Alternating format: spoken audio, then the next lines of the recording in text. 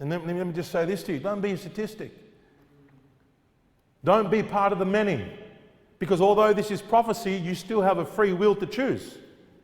You do. Hence the invitation to enter in. God has made a way, and He's given you the opportunity to choose which way you're going to go.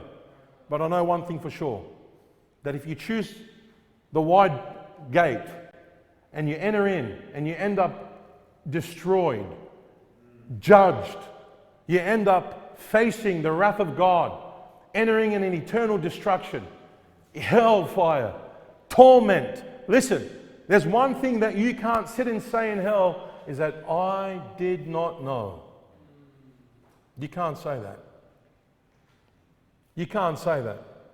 And you can sit in hell like you have here in this world and charge God foolishly like the majority of the world does, and say, I can't believe you sent me here. What a loving God. If a loving God loved me, He wouldn't take this away from me. He wouldn't give a little boy this and that cancer and all this, and charging God foolishly. And we hear it every time on the internet. We hear it on the street. We hear it in the church house. Charging God foolishly. Listen to me. Like He's the evil one. Like He's done wrong. Like He's the one that needs to be put on trial. Like He's the one that needs to be judged.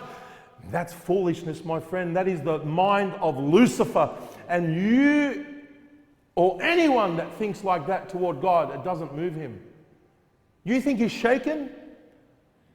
You think He's shaken because God has created a man with a little brain like this, and that all of a sudden he's got some sort of sense that he can speak against God and God is moved? God is not moved one bit.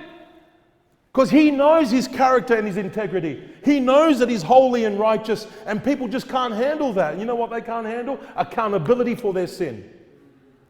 Accountability for their rebellion. And so they sit and they want to get excused because they think they got something against God. Oh, when I get to heaven, I'll give Him a piece of my mind. I'll show Him who's boss. Really?